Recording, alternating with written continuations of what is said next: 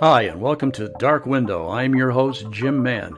Here on this program, I will be talking with many of the leading investigators, researchers, and authors on the topics of UFOs, UAPs, alien abductions, extraterrestrials, and a host of many other fascinating and related topics. So please join me and my guest for the next hour as we reach out. This is Dark Window on KGRA Digital Broadcasting. Hello, everyone, and thank you for joining me. This is part 2 of my interview with Debz Shakti, and let's get started.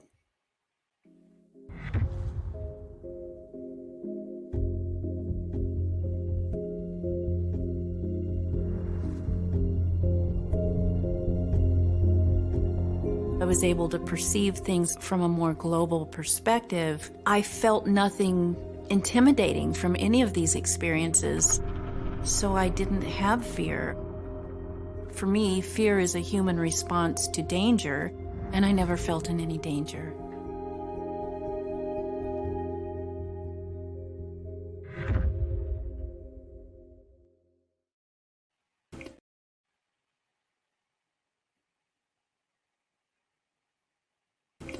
Debz Shakti is a professional quantum hypnotherapist and open channel offering other professional PSI services, including energy alchemy, ET, contact, and paranormal experience counseling.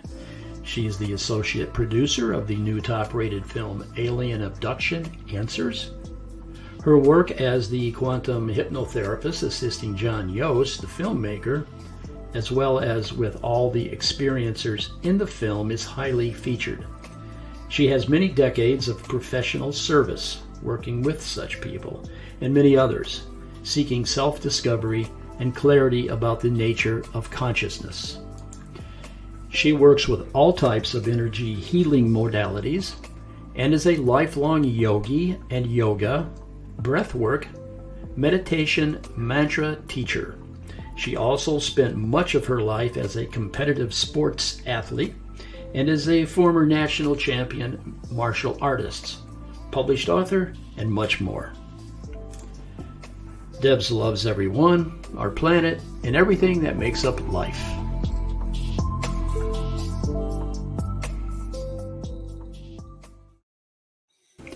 Debz Shakti is... Debz, welcome back. Thank you for joining me again. Oh, thanks so much, Jim and Patricia, for having me. Technology, gotta love it, right? Yeah. So, Debz, our last conversation was extremely interesting on so many Loved points. it. Yeah. And we talk in your introduction there, you talk a little bit about some terms that maybe I haven't quite understood. I guess one of the things I'm interested in is energy alchemy. I mean, I know what alchemy is, but energy alchemy. Mm-hmm. Can you go into that a little bit and tell me what that is? Sure, Jim. Well, I tried to find an umbrella term I could use to describe all of the different energy healing and energy manipulation modalities that I know. I mean, I came into this life able to perceive and utilize energy in ways that a lot of people, I guess, don't. I didn't know that at the time when I was a kid, but I've always been an energy worker. And then, as I started growing up and as noticing that people didn't know some of the stuff I was doing, I started seeking education to explain it. Quantum physics being the science that helps me to explain almost everything. But I got into studying different types of energy healing work, like Reiki, like Hands of Light, like Core Star, like Quantum Touch, and on and on and on. And getting into shamanistic practices. And, even when I was a kid, I was raised in a religious family. And in a lot of religions, they have the laying on of hands to help people heal, or to, help them get calm or whatever. So I always was able to do that. I just didn't know what the terms, how to explain it to other people. So a lot of those different courses helped me understand what was going on. Um, and so I use all of it. And depending on what's going on with a person, I might use a little of this, a little of that. It's kind of like making a soup. You put this spice in and then this spice and this vegetable as is needed. So energy alchemy is just a term I came up with to say I'm an energy worker, and I'm able to perceive and utilize energy in many different ways, hopefully to help people feel better and grow and feel better about themselves as well. So you also, well, thank you for that. First off, I think Welcome. I fully understand that. Um, you also mentioned that you do ET contact and paranormal experience counseling. Now, Yes. and we'll get into the ET contact counseling in a minute, Mhm. but the paranormal experience counseling, Mhm. what sort of counseling do you do Mhm. for those that are involved with paranormal, or they've experienced paranormal? Yeah. I mean, well, as you know, that's a huge, vast field that could Mhm. incorporate any sort of paranormal activity, from, seeing a ghost to having what a person might think is a demon in their house to seeing Bigfoot, right? Mhm. Or orbs or, anything.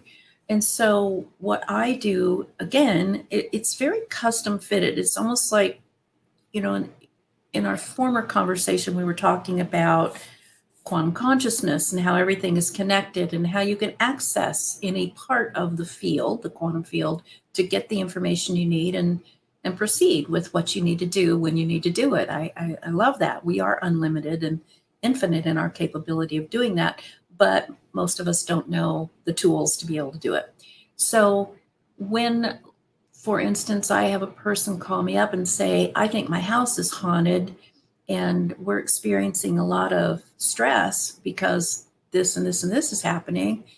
um, I'll, if I'm able to, if it's someplace I can get to, I'll go visit.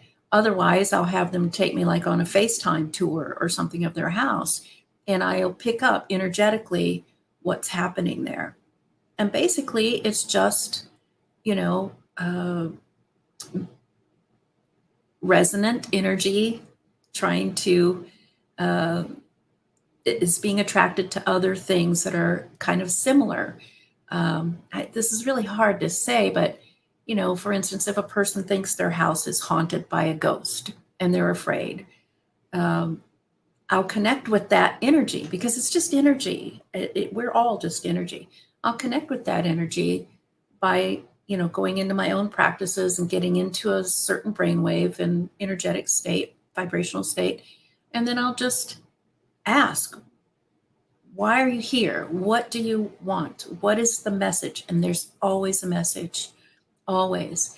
And what we find is, always what's happening with this entity or, energy being or whatever has something that is similar or relational or relative, I should say, to something that's going on with the person who's living there or the people who are living there. So basically, it's like a messenger, even though it may be acting all crazy. So my job is to find out what the message is. And when we can find out what the message is, what the similarity is between the physical human beings and the paranormal form of consciousness, then it all makes sense and both sides are healed. Because the one on the other side is also experiencing some sort of stress or trauma as well, right? Whether it's loneliness or feeling lost or having something unfinished that needs to be done. So, so that's where that comes in, and I can counsel those people. Like, basically, I'm the bridge between those two things.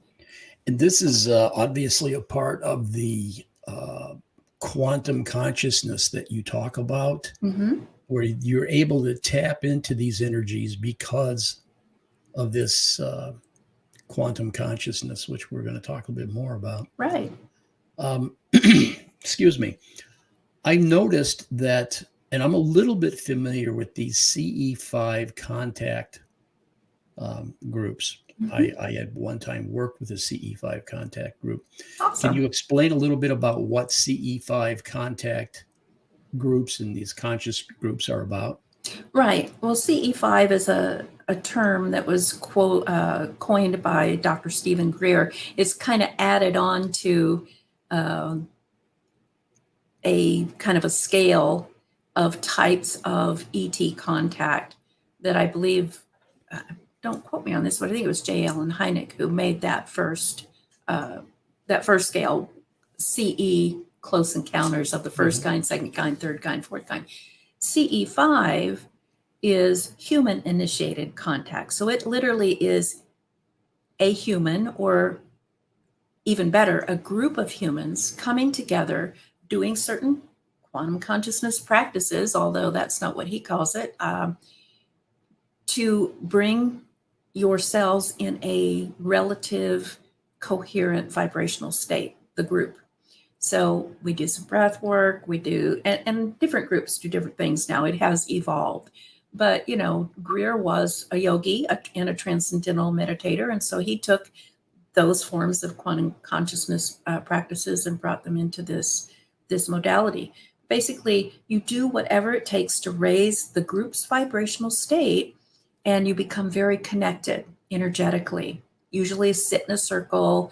If it's good weather, you go outside under the stars and you do these practices. And then you go into deep meditation and go into a deep theta brainwave state. And when you do that, then you can intentionally send. Remember, we were talking about sending and receiving transmissions through your little cosmic satellite dish, your pineal gland in your brain. You send the invitation out telepathically and invite benevolent beings from other star systems or planets or dimensions to come and interact with you. And it works. Well, yes. And have you had contact when you've been out doing this with these groups? Have you had what you... Every time. Every time. Yes. Every time. Yeah. And I will say that I have done some of this work, and yes, we have had some definite results, which we could go into. But I'm trying to stay with this theme of this quantum theme. The quantum channeling. Yes. Yeah. I noticed that that's something that you're involved with, quantum channeling. Right. And again, we're talking about the quantum physical or non-physical. And then I think we know what channeling is, when you're bringing forth information, basically. Exactly. So tell us a little bit about quantum channeling. Well, quantum channeling is it's just another umbrella term I use because, people like to say, well, they're a trance channel, or they're an open channel, or they're a sleeping prophet like Edgar Cayce. Really, all channeling is, and everyone can do it, everybody does do it, all quantum channeling is getting yourself again in that brainwave state where you're able to send and receive information. But when you tune into a certain frequency of a being, for instance, of a different form, a different life form than yourself, whether that's an ET or someone's grandmother or Napoleon Bonaparte or whatever, everything vibrates at its own personal energy signature, its own frequency. And you can tune yourself to that with intention once you get into that higher vibrational state. And then you just, it's really hard for me to explain, but basically my consciousness just kind of steps out of the way, and whoever wants to come through in that frequency takes over my vocal cords, my body, and speaks and gives information, answers questions, might even give a history lesson, might tell a story. Often in the global live events like the one I'm going to do this Saturday on June 3rd, uh, my body will still be working the logistics of the Zoom and the chat and all that. But I literally, now some people do remember what they're in our present. I'm not present. I just kind of go on vacation and they take over. But my body still does what it needs to do. They kind of manipulate the body.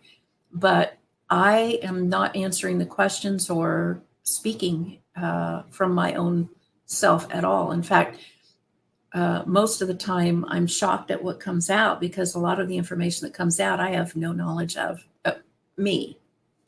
So that's what quantum channeling is. So Tapping into the field. So with all of this, quantum consciousness, quantum hypnosis, quantum channeling,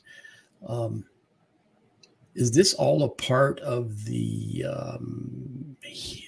energy healing modalities that you talk about? Yeah, it's all connected. It's just different forms of the same thing. It's all just tapping into the great all it is, the cosmic mind. Tell me a little bit about your lifelong experience as a yogi and a yoga and doing meditations and a mantra teacher. Yeah. Well, I started when I was 13. I grew up in the hippie years, and I was in love with the Beatles, and especially George Harrison. And as you know, the Beatles got involved in yoga and meditation, especially transcendental meditation, and they had a guru. And so I knew a little bit about that, and I always wanted to be involved. But back then you had to go to a library to get a book and hope that you could find out, more about these subjects that you would like to learn about. But at the time when I was that age and very interested in it, my dad worked for the federal government. First he was in the military, then the federal government, and we moved a lot. So when I was 13, we lived in a tiny little town in Arkansas across the river from Memphis, Tennessee. And it was very, shall we say, provincial. It wasn't very progressive. There was nothing in the library for me there. But, as life would have it, I won't go into the story, but a friend of mine's brother was going to Memphis to go see a yogi, to see a yoga master. And he asked if we wanted to ride along, and we said, sure. And that's how I met this first. I thought he was ancient little old guy living in a one-room studio apartment with nothing. And he was my first teacher. He was my first taste of yoga, which for over a year was nothing but sitting in lotus position, doing breath work and meditating. So that was kind of my introduction. But after that, we moved and I started researching. And by that time, there were, teachers, and there then began studios popping up and certification programs and stuff. So I went into it full-fledged and really immersed myself in yoga, which most people in the United States especially think yoga is just about doing postures and exercise and stretching and all that. That's just one piece of kind of they call it 8 limbs of yoga that are a comprehensive technology basically to help you get really comfortable in your body and your mind and your spirit so that you can go into deep meditation and access the quantum field. So I guess my next question is, you grew up in a very sort of religious, conservative household as a child. Mm-hmm. And how did you become the person you are today, Debz? Causing a lot of discomfort to many people I loved as compassionately as I possibly could, because I actually am a pretty shy person and loved my parents, loved my family. Even though I did grow up in the age of question authority, I was, I was a good kid and liked to make good grades and honor what my parents wanted me to do. but there started to become a line drawn in the sand of what I clearly could not bring myself to believe in and do anymore, and what was calling to me. So it did cause some rifts, but all teenagers go through that, and eventually my folks really they started to evolve too, and before they're both gone now, but before each of them passed, we were like so close and so on the same page about what happens, for instance, after you leave the body.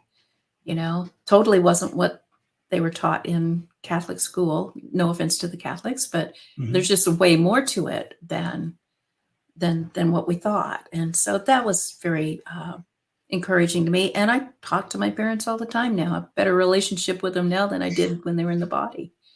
So Well, that's pretty interesting.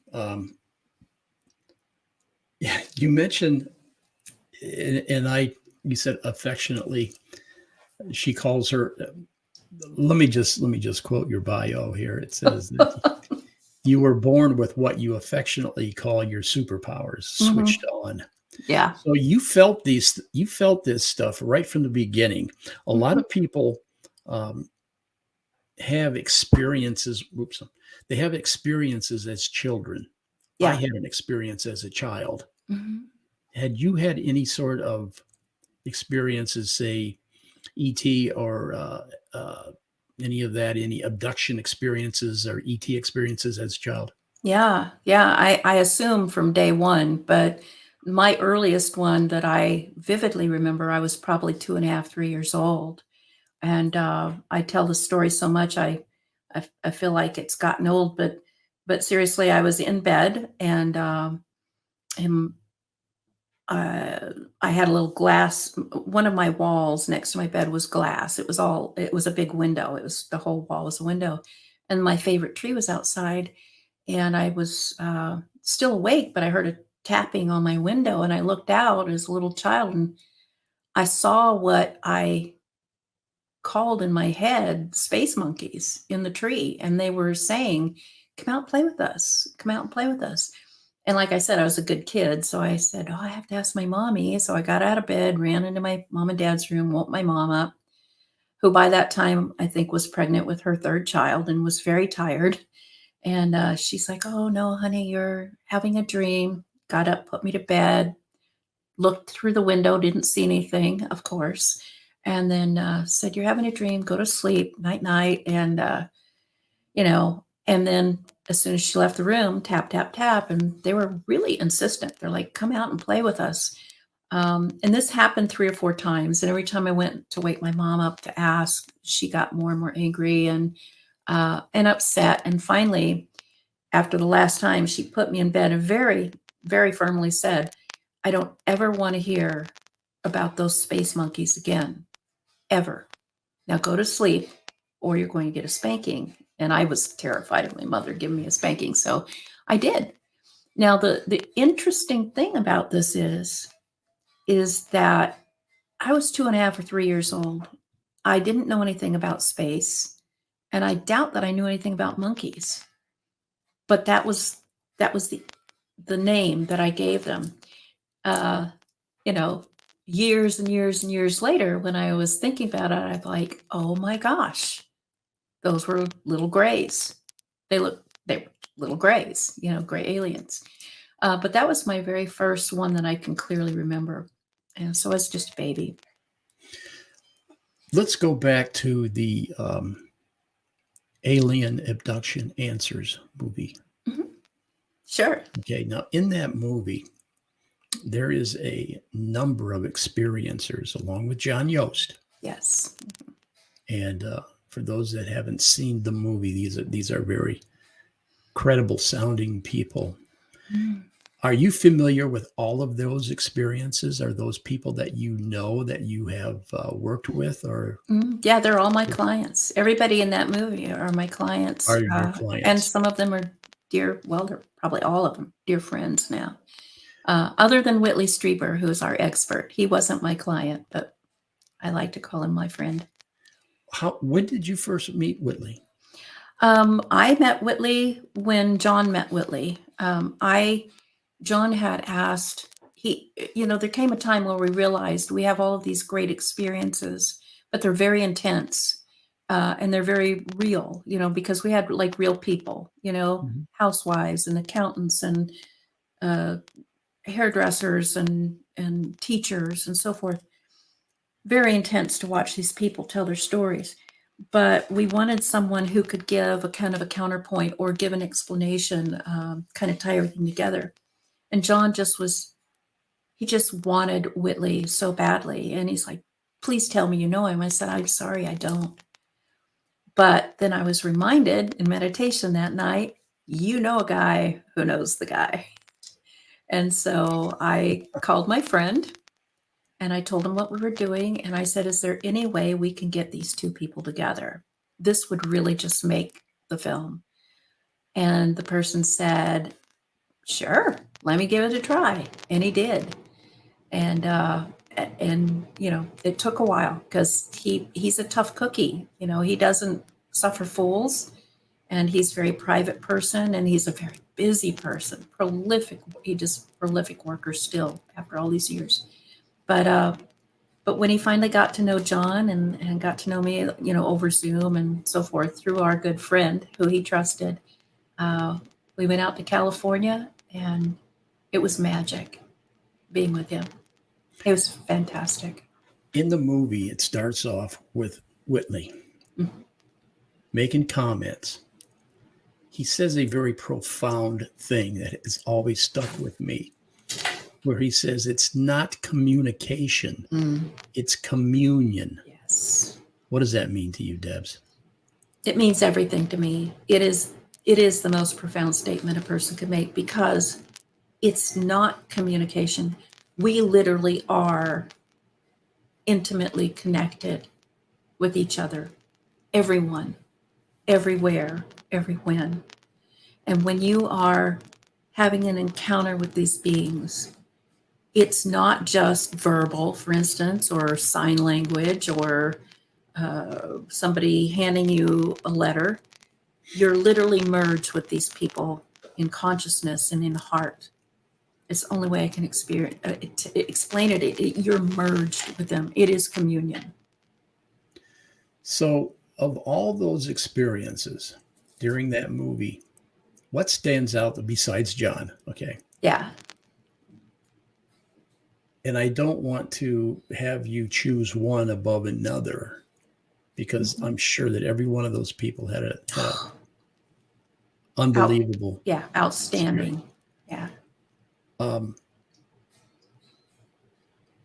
do you remember anything in particular aside from John that maybe really stands out for you? Any one of those experiences? Of the experiencers, you mean? Yes, of the Oh, experiencers. gosh. It's really hard to pick one. They're all so incredible. You know, I have to say, though, Kimberly Porth, she has long blonde hair in the movie. When she's talking on off camera, she's got a fuzzy coat on. Yes. Okay. She's That lady. also had contact. All of these people have had contact since early childhood, by the way. What I found out in my work is it's not just one time usually. It's your whole life, and it's usually involves your whole family.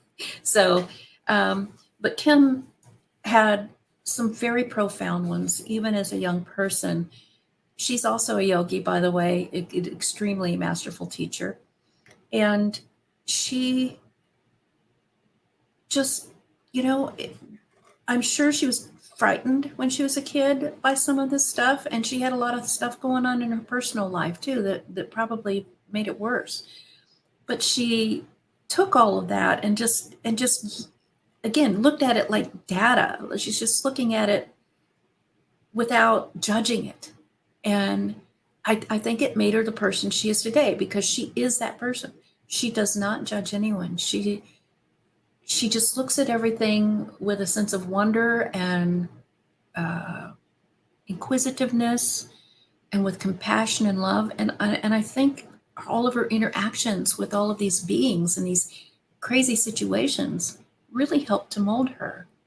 The stories that she told are just amazing, you know. Even in adulthood, some of her adult stories are incredible. She also is a major player in the CE5 community, by the way. You have done hundreds of, or should say, let me back up. You have helped hundreds of people over the course of your life. I hope so. You've touched so many lives. When you find these people, when they first come into your life, would you say that they are confused, frustrated, or damaged? Yes, yes, and yes, some of them. And some of them are just curious. Just curious.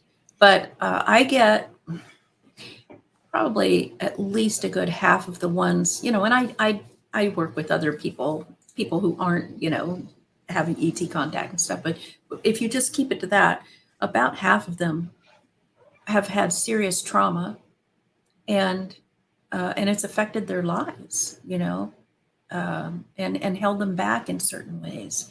And they just want to feel better, and they just want to understand, and all of them have this sense of there's something more.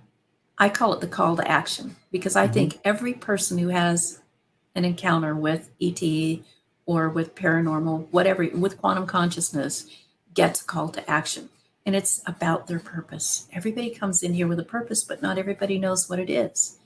But when you start to remember things, along with all of the stuff that comes, all of the crazy experiences or scary stuff or beautiful stuff, underlying that is what's pushing them to find out more and come to me, is that call to action. But they don't know it yet.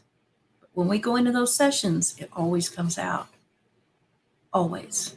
So there's a purpose to this. It's not some random bunch of people travel around space and doing experimentation. I don't think there's a purpose to this. Do the majority of the people that come to you, are they, do they have a life of where they feel ridiculed, or they feel that they've been made fun of, so they just keep it to themselves? John Yost kept it to himself for 50 years. Oh, yeah. Yeah. I even kept it to myself for a long time. You know, I was told not to talk about it. And then once I went to school, of course, you don't talk about that either. But most people have, you know, they're either embarrassed, ashamed, feel silly. They're afraid they're going to lose their job, their marriage, their family. They're going to be ostracized. You know, our whole culture is built around keeping a lid on this whole subject. Exactly. Yes. And that's how they do it, is by making people afraid to say something. Because if everybody realizes that they're having these experiences, and, you know, even grandma had these experiences, but she never talked about them to you, and you thought she was going to judge you if you ever said anything, how uplifting, how enlightening is that if everybody, or most people you know, are having these experiences and they talk about them openly? You know? Exactly. That's why if you go to the UFO conferences and the symposiums, there's usually a session for experiencers where they will. Have you ever been in those groups? I've led many of those groups. I was just going to say, have you led those groups? Yes, absolutely. Yes. And I still do. I love that. I'm actually getting ready to start probably a monthly kind of a Zoom group for people to just come in and talk. Okay. Yeah, why not? I mean, how fun is that? So now you've got a program coming up. Yeah. Tell me about that. You talk about the thing on Saturday? Yes, tell me about that. Yeah.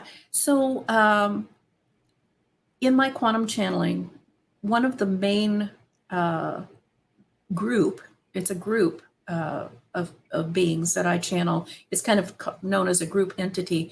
They're called the Star Teachers. By the way, I asked them for a name because they said they'd evolved past the egoic need for a label. So they didn't have a name when I first started working with them. but they literally say they are us on a higher frequency or a different timeline. If you want to think linearly, they are us in the future. And they call us their future ancestors.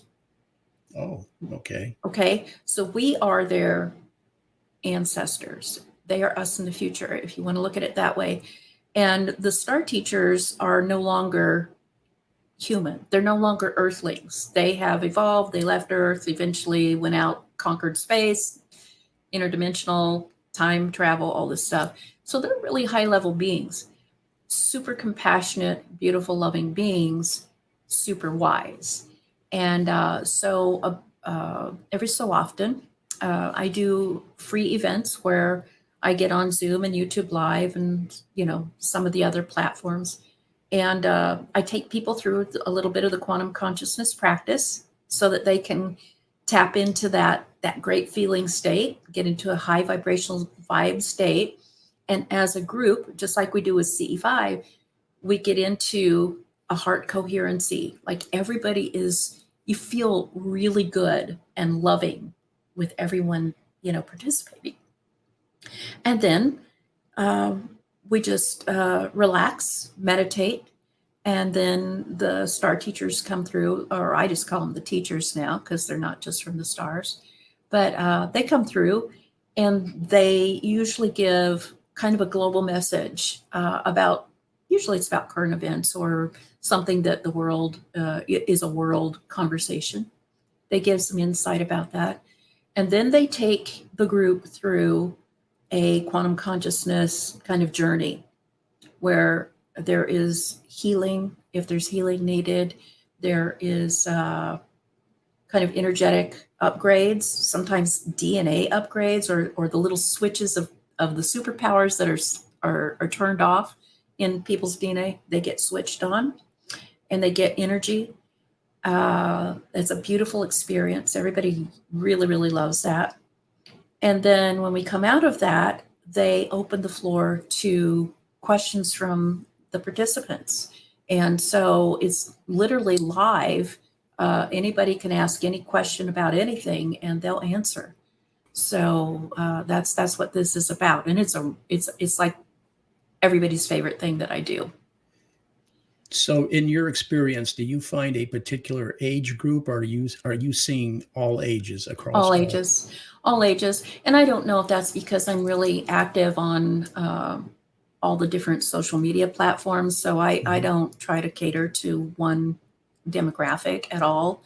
So you'll see, young kids, you'll see 20 somethings, you'll see, I have consistently have a 92-year-old man who attends, who just really asks some of the best questions. And and from all walks of life, all over the world, because it's global. I try to hold it, at a time when it's not so bad for some of the people on the other side of the earth or the other hemisphere. So that's a great idea. Shift gears here a little bit. And this is probably right in there with your quantum research, remote viewing. Oh, yeah. Well, it's part and parcel of this. We all have this ability, and, the Russian and the United States government military, figured out, oh, everybody has this capability. It's easy to train somebody. It's not some spiritual woo-woo thing. It's literally getting into that theta brainwave frequency, which is, when you're sitting here talking to me and we're having a conversation and you're trying to fiddle with all of your logistical things on the recording device here, you're in the beta state. That's the waking active state. When you're in light meditation or you're reading a good book or something, your brain waves are kind of slowing down a little bit more. You're a little bit more relaxed and focused.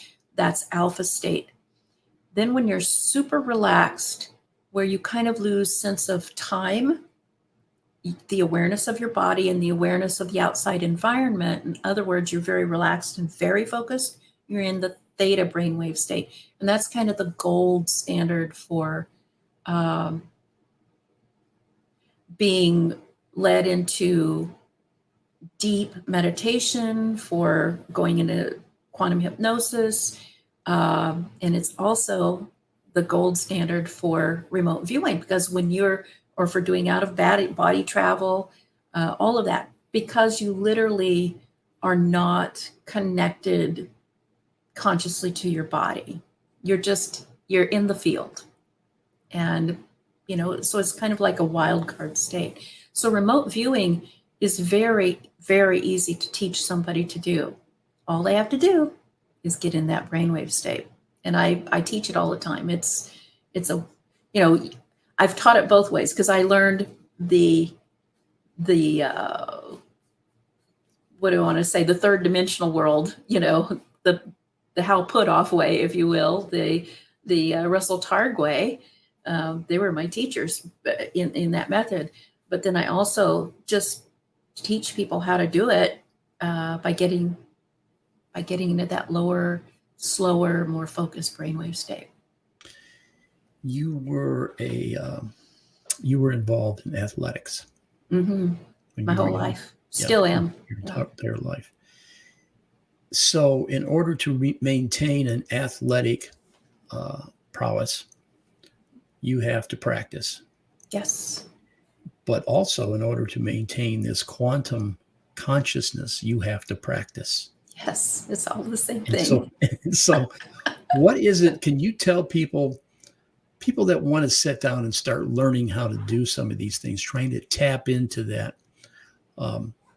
If you're at home, let's say that you've got all day long and you've got nothing to do, but what would you do if you were just starting out, trying to understand how can I tap in to these gifts or these abilities that I have? Where would I start? What would I want to do? Well, for me, I start with the breath. I really do.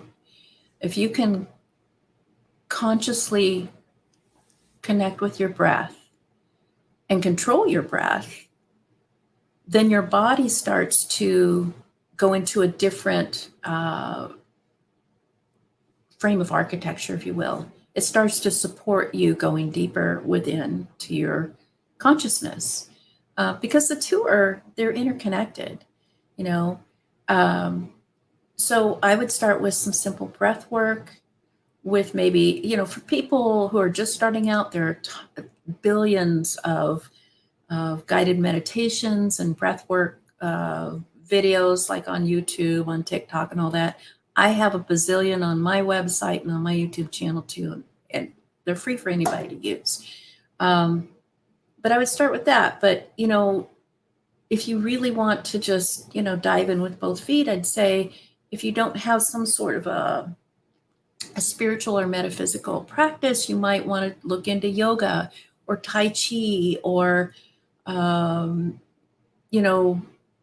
drumming or chanting or ecstatic dance, something like that.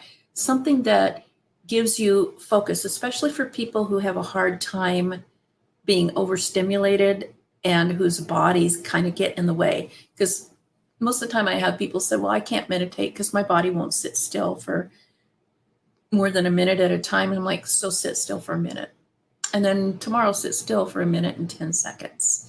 And just consciously allow yourself to relax. So a lot of these practices are just to help the body get into a place where it can not be intrusive. And then once the body relaxes, the mind starts to relax and slide out of the way. And that's when you can really get into those deep states and start to connect with some of this stuff. I know I've always heard, and I used to do some meditation. Okay. Life has kind of gotten in the way. Of course. Does for everybody. The biggest thing is to clear your mind, release yourself of the stress. Mm-hmm. Does the breathing help that? The breathing does help that. But, people get attached to, just like, most people, when they talk to me and tell me that they can't be hypnotized, their idea of hypnosis is some guy standing in front of them with a swinging watch and saying, you're getting very sleepy. They have no idea, you know. So most people, when you talk to when they talk to me about meditation and how they feel like they're a failure at meditation, they say it's because I just can't clear my mind. Well, you can't clear your mind. Here, that's the big secret. You can't clear your You mind. can't. Yes. What you can do is not care about what's going on in the mind. Yeah, there you go. That's a good point. And that's what some of these practices help you do. Is just kind of get out of your mind's way. Music? Music, fantastic. Music is fantastic. My husband is a guitar player. He will be the first to tell you he can't sit still and meditate. Also, he has tinnitus, you know, and so when you sit still and quiet, all you hear is that zzz, Mm-hmm. it drives him crazy. But I tell you what, he gets in a deep meditative state when he's in his room practicing. He can be in there, and here's how you know when you're in a deep meditative state. You lose sense of time, you lose sense of your body, and you lose sense of the environment around you. You might forget you missed dinner, right? Because Mm-hmm. you're so focused on what you're doing. And I don't care what it is. So maybe you're outside gardening, or maybe you're composing a piece of music, or maybe you're painting your bedroom. When you get into that flow state, you're in meditation. So I have always heard that certain frequencies will move us certain directions. Mhm. Is there a particular frequency or particular? Yeah, that's a really good question. I'm all about sound technology. I think it's very important. I think that's why mantra chanting and all of that, it works so well for this.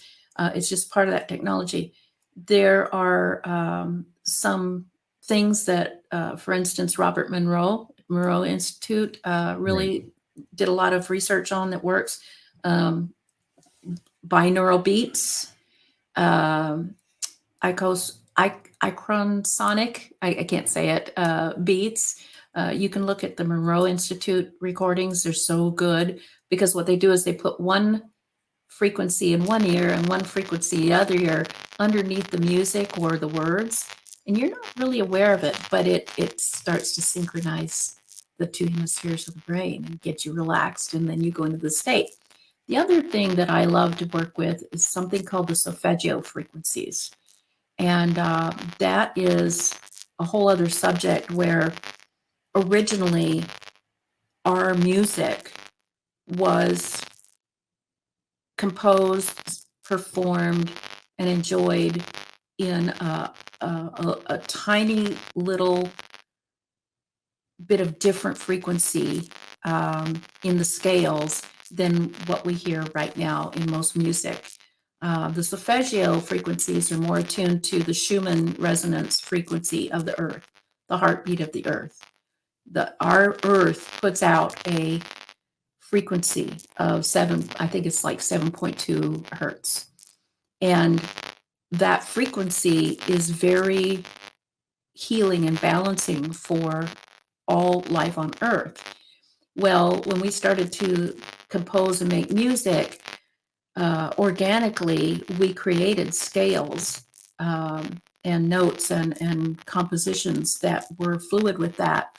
And then, about the time that the Nicene Congress or whatever got together back when Constantine started changing things that were in the Christian Bible and all that, Mm-hmm. he also changed the he shifted the scale to 440 hertz, 440 hertz instead of 432 hertz. 432. Yes, I heard that. 432 is the gold standard, and if you listen to a piece of music to the 440 scale and then you listen to it to the 432, you feel completely different. So I use solfeggio tones and music in my practice. I play singing bowls, I have tuning forks, I have all kinds of things tuned to 432. I do know that, and we're out of time here. As a guitarist myself and a musician, tuning your guitar down a step, down to 432 instead of that 440, Hmm. A lot of people find that they can sing. Yeah. They can Who actually, couldn't? Yeah, who yeah, couldn't before? where they Yeah, couldn't before. because it's more organic. It is absolutely. I will absolutely agree with you on that. And It's part of our DNA. I have a gentleman that I'm going to have on my show here, if I can connect with him, and he's all about frequency healing, Yep. Yeah. and that's a whole nother fascinating topic, Yeah. as uh, the healing properties of frequency. Yeah. That's all of this. That's what energy alchemy is. It's manipulating the frequencies. Well, Deb, it's been fascinating on part 2, just as much Thank as you. part 1. Okay. I've had a Re- blast. Yes. Hey, Patricia, can we put those websites back up? And these are all the places where you can go and tap in with Debz, get in there and find out what she's doing. Um, and again, you're going to have this thing. Is it this Saturday? Yeah, it's Saturday, June 3rd at Okay. 4:30 p.m. Central Time. If you go on my website, you'll get all the deets. And know that I always record those. So if you can't attend live, it's just as powerful in the recording. And the energy never changes. In fact, it amplifies. The more people who participate, even in the future, listening to a recording, the more the energy is amplified and the more powerful it is. Okay. Well, thank you. You know, Debz, you're just fascinating on many different levels. And So I are really you. I appreciate love you it. having you on the show. Thank And you. so everyone, on behalf of Debz, myself, and Patricia, thank you for joining us here on Dark Window, and we'll see you another time. Thank you and Thank good you. night. And Lakesh, bye.